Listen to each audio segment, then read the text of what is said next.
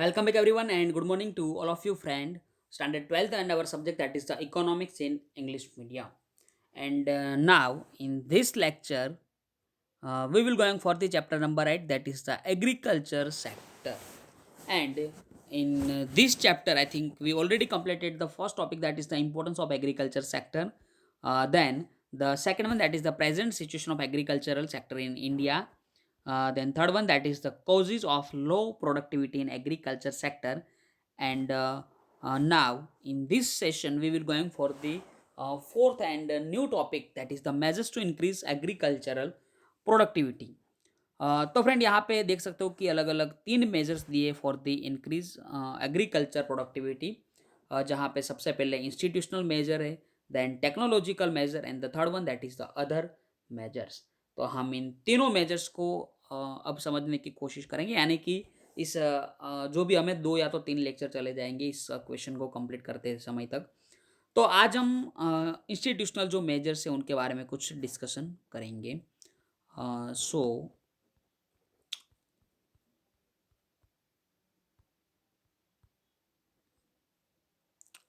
Okay friend, यहाँ पे आप देख सकते हो कि जो causes of low productivity of agriculture जो हमने कंप्लीट ऑलरेडी कर लिया है, उनके अंदर जो भी यहाँ पे तीन अलग अलग फैक्टर है वही तीन मेजर्स कहाँ पे है for the increase in productivity of agriculture sector. यानी कि आप देख सकते हो कि यहाँ पे जो इंस्टीट्यूशनल फैक्टर है वहाँ पे भी है, टेक्नोलॉजिकल वहाँ पे भी है, और अदर फैक्टर जो वहाँ पे अदर रीजन, तो अदर मेजर्स, यानी कि कुछ तो यहाँ पे एक दूसरे के साथ दोनों जो पॉइंट है वो कनेक्टेड तो है, उतना तो हम यहाँ पे देख सकते हैं। तो देखते हैं यहाँ पे कि जो कॉजेस जो for the low productivity in agriculture sector, और अगर समझो कि आपको एग्रीकल्चर प्रोडक्टिविटी इंक्रीज करनी है, तो उनके लिए यहाँ पे कौन कौन से जो मेजर्स है जो हम आज उनके बारे में चर्चा करेंगे। तो आप देख सकते हो यहाँ पे सबसे पहले institutional measures, then technological and the last one that is the other measures. Yes, तो जो यहाँ पे फर्स्ट वन है इंस्टीट्यूशनल मेजर्स के, जिनके अंदर आप देख सकते हो land related reforms, then availability of institutional credit, improvement in structure of agriculture market and agriculture research, कि जो चारों यहाँ पे मेजर्स है वो आज हम कंप्लीट कर देंगे। सो अभी हम चलते हैं यहाँ पे for the institutional measures to increase agricultural productivity. Economic planning has undertaken institutional reforms which would favourable for economics progress और एग्रीकल्चर। अब आज का जो यहाँ पे इंस्टीट्यूशनल मेजर में जो फर्स्ट सब topic that is the land related reforms. तो समझने की हम कोशिश करेंगे कि अगर समझो कि हम जो लैंड रिलेटेड जो रिफॉर्म्स अगर कुछ करें कि इनमें कुछ जो यहाँ पे लो है उनमें अगर हम कुछ इम्प्रूवमेंट कर दें, तो उससे क्या होगा कि हमारी जो एग्रीकल्चर सेक्टर के अंदर जो प्रोडक्टिविटी है में वो इंक्रीज हो सकती है। सो देखते हैं यहाँ पे law to abolish zamindari system, to protect tillers and to control rent are implemented in India, so that it provides ownership of land to farmers and the land laborers may have a protection to till land। तो friend यहाँ पे मैंने आपको शायद last to last lecture में जब हम institutional causes पढ़ रहे थे फॉर द लॉ प्रोडक्शन के बारे में, तब मैंने आपको जामींदारी सिस्टम के बारे में भी समझाया था कि जामींदारी सिस्टम में क्या होता है कि जो फार्मर फार्मर यानी कि जो लेबर है और जो ऑनर ऑफ लैंड, ये दोनों अलग अलग होते हैं। और जो जामींदारी सिस्टम के अंदर क्या होता था कि जो ऑनर है ज़मीन का यानी कि लैंड का, वही क्या करता था कि जितनी भी इनकम होती थी फ्रॉम द एग्रीकल्चर सेक्टर वो अपने पास रख लेता था to stop exploitation of farmers, and this way farmers may have a big share of their crop.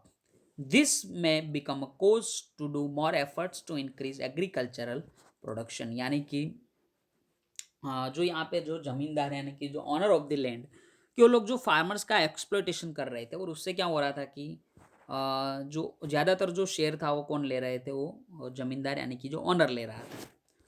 तो अगर समझो कि हमें प्रोडक्शन बढ़ाना है, इंक्रीज करना है एग्रीकल्चर में, तो जो यहाँ पे कुछ लैंड रिलेटेड रिफॉर्म्स करने पड़ेंगे जो हमने देख लिया।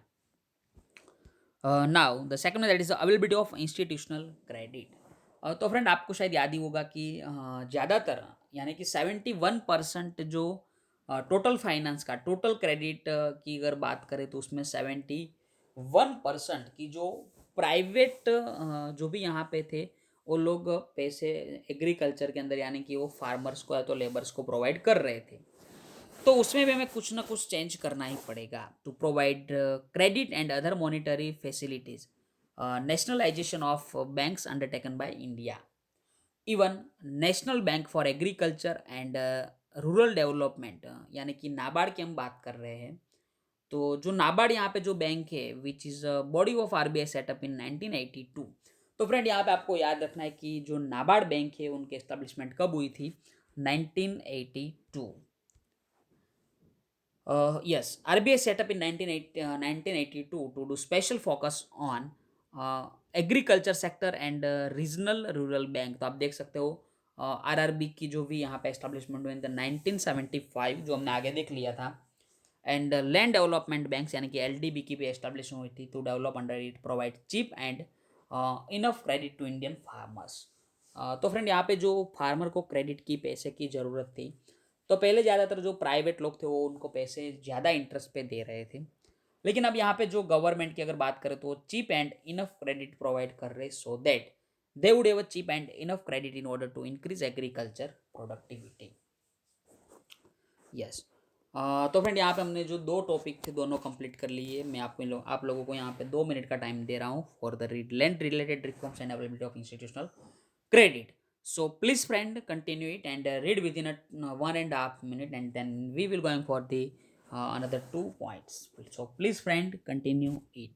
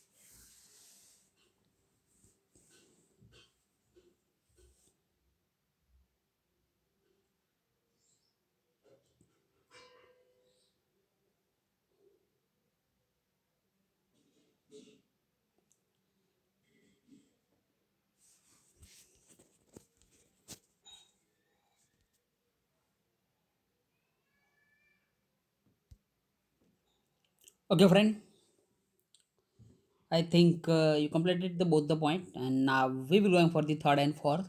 The third one, that is the improvement in structure of agriculture marketing. तो फ्रेंड यहाँ पे हम क्या बोल रहे हैं कि जो मार्केट का जो स्ट्रक्चर है एग्रीकल्चर में, उस स्ट्रक्चर को हमें क्या करना है? इम्प्रूव करना है to overcome the shortcomings of system of agriculture marketing. Many important steps have been taken. So यहाँ पे जो अलग अलग ये 5 जो स्टेप दिए, उन पांचों स्टेप के बारे में हम यहाँ पे हम डिस्कशन करेंगे। So the first one, regulated markets have been set up. यानी कि फ्रेंड यहाँ पे जो गवर्नमेंट को क्या करना है कि जो रेगुलेटेड मार्केट को सेटअप करना है, एस्टेब्लिश करना है to classify agriculture products as per their quality. Agmark has been introduce, यानी कि जो भी यहाँ पे एग्रीकल्चर प्रोडक्शन है उनको हमें क्लासीफाई करना है एज पर देयर क्वालिटी। यानी कि क्वालिटी के हिसाब से हमें उनको क्लासिफाई क्लासिफाई करना है और एग मार्क को हमें एग्रीकल्चर मार्केटिंग को क्या करना है, इंट्रोड्यूस करना है। National warehouse corporation and state warehouse corporation started to increase agricultural produce of farmers. यानी कि फ्रेंड अगर हम यहाँ पे बात करें कि अगर हमें इंक्रीज तो करना है प्रोडक्शन, तो उनके लिए हमें जो वेयर हाउसेस हैं उनका भी यहाँ पे एस्टेब्लिशमेंट करना पड़ेगा to store the production of the farmers. यानी कि अगर समझो कि वेयर हाउसेस है तो जो भी एग्रीकल्चर के अंदर जो फार्मर्स है वो अपना जो भी प्रोडक्शन है उनको क्या कर सकते हैं, स्टोर कर सकते हैं इन द वेयर हाउस। जो हमें नेशनल लेवल पे और स्टेट लेवल दोनों लेवल पे क्या करना है, कॉरपोरेशन को एस्टैब्लिश करना है। Then system have been develop to provide information about the price of agriculture products. यानी कि यहाँ पे गवर्नमेंट को कुछ सिस्टम को डेवलप करनी है और इस सिस्टम के थ्रू क्या कर सके, जो भी इंफॉर्मेशन है अबाउट प्राइस, यानी कि जो भी प्रोडक्शन है एग्रीकल्चर के अंदर जो भी हम कल्टीवेशन कर रहे हैं उनके जो प्राइस है उनके रिलेटेड हम इंफॉर्मेशन फार्मर्स को पहुंचा सके। And the fifth one that is the two protect farmers. यानी कि यहाँ पे हमें जो फार्मर्स है, जो किसान है, उनको हमें प्रोटेक्ट करना है किससे, तो मार्केट प्राइस में जो चेंजेस आते रहते हैं, यानी कि bottom price being announce by government. तो गवर्नमेंट को यहाँ पे बॉटम प्राइस यानी कि एमएसपी डिक्लेयर करनी पड़ेगी गवर्नमेंट को। एमएसपी यानी कि that is the minimum support price. तो फ्रेंड यहाँ पे बॉटम प्राइस क्यों डिक्लेयर करनी पड़ेगी, यानी कि समझो कि गवर्नमेंट ने कोई भी प्रोडक्शन के लिए समझो कि हम यहाँ पे एग्जांपल लेते हैं कि ग्राउंड नट्स की बात करते हैं, तो गवर्नमेंट ने समझो कि यहाँ पे ग्राउंड नट्स के लिए जो बॉटम लेवल की प्राइस एक अनाउंस कर दी, दैट इज़ द 1100 पर 20 kg। तो अगर फार्मर कहीं से भी वो कहीं पे भी समझो कि इस अपना जो भी अपने पास है उनको अगर ग्राउंड नट्स को बेच रहा है तो उनको 1100 रुपीज़ पर 20 kg मिल जाएंगे। सो यहाँ पे वो गवर्नमेंट को अनाउंस कर रहा है बॉटम प्राइस। तो फ्रेंड यहाँ पे जो थर्ड पॉइंट था that is the improvement in structure of agriculture marketing and it is complete. So now please read the improvement in structure of agriculture marketing. यानी कि ये जो 5 टॉपिक दिए हो इन पांचों को अभी आपको रीड करना है। मैं आपको 1 मिनट का टाइम दे रहा हूँ, with in 1 minute please read it and that is the improvement in structure of agriculture marketing.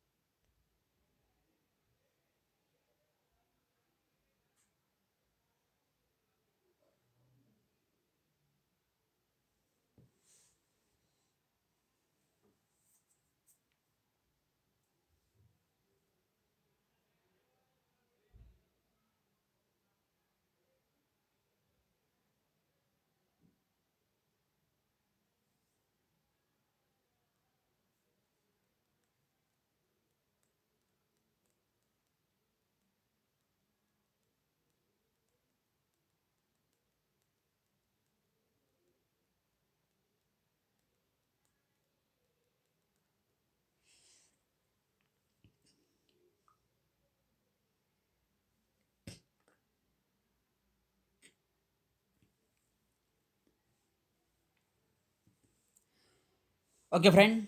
I think you completed the third one and the fourth and last one that is the agriculture research। यानी कि अगर समझो कि हमें agriculture sector में अगर हमारी productivity बढ़ानी है तो हमें कुछ रिसर्च भी करने पड़ेंगे।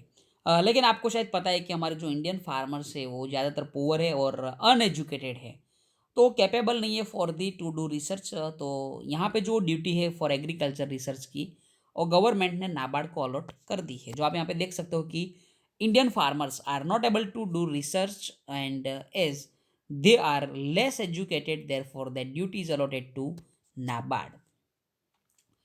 It does many researches and it gives knowledge and training to farmers about it।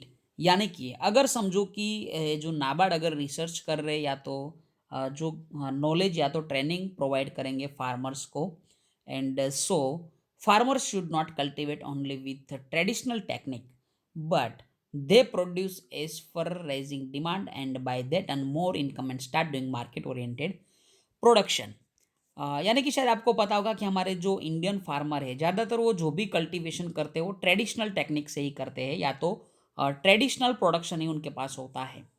But यहाँ पे जो नाबार्ड है वो क्या करेगी कि कुछ ट्रेनिंग प्रोवाइड करेंगे और नॉलेज देंगे कि आपको क्या करना है, कि आप जो भी प्रोडक्शन करो और डिमांड के मुताबिक करो, एज पर डिमांड। तो अगर डिमांड ज़्यादा होगी तो आप ज़्यादा पैसे कमा सकते हो, एंड मार्केट ओरिएंटेड प्रोडक्शन आप कंटिन्यू करो। To include them in agriculture reforms program, collective rural development programs, Panchayati Raj, and IRDP, that is the Integrated Rural Development Program, and Jan Dhan Yojana started to modernize the agriculture sector to direct them to for increase in agriculture productivity। यानी कि government के द्वारा आप यहाँ पे देख सकते हो कि अलग अलग एग्रीकल्चर रिलेटेड कुछ प्रोग्राम या तो कुछ योजनाएं बनाते हैं, और उनके थ्रू गवर्नमेंट यहाँ पे क्या करेंगे, एग्रीकल्चर प्रोडक्टिविटी को इंक्रीज करने की कोशिश करेंगे। सो फ्रेंड, यहाँ पे हमने जो फोर्थ वन भी कंप्लीट कर लिया, that is the agriculture research. तो मैं फिर से आप लोगों को यहाँ पे हाफ मिनट का टाइम दे रहा हूँ, सिर्फ 30 सेकेंड का। So please friend read the agriculture research with in 30 to 40 second. So please friend continue it.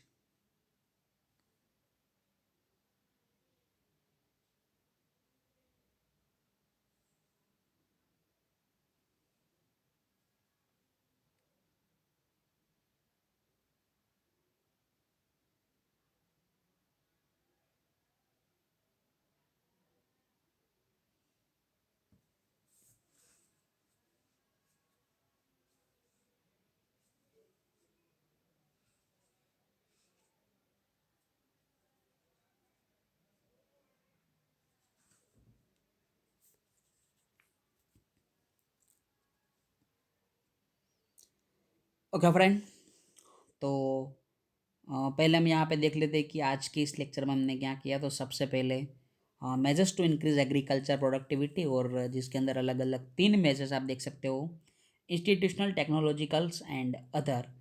जिसमें इंस्टीट्यूशनल के अंदर और 4 अलग अलग टॉपिक थे, जिसमें first one land related reforms, availability of institutional credit, then improvement in structure of agriculture marketing, and fourth one agriculture research. तो इन चारों टॉपिक हमने कंप्लीट किए, और जो नेक्स्ट है टेक्निकल मेजर्स की, जो हम नेक्स्ट लेक्चर से कंटिन्यू करेंगे। सो इस लेक्चर को हम यहाँ पर रखते रहे, और thanks to all of you friend, take care and bye bye.